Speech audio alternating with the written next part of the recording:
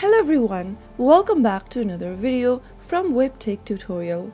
In today's episode, I'm going to be showing you how to log out of your Cash App account. So without wasting much of our time, let's dive into the video. So the first thing to do is to launch open a web browser and get to the home page of Cash App. Here I'm already logged into my Cash App account from the main home page of Cash App. In order to log out of your account, simply click on the Logout button at the bottom left-hand corner. Soon after you do that, you will then be logged out of your Cash App account. To log in back again, you will need to enter your email and your password or use your mobile number to log in. So that is how you can easily log out of your Cash App account within a few minutes. If you found the video to be helpful, go ahead and give us a thumbs up. Don't forget to subscribe to our channel by hitting the subscribe button.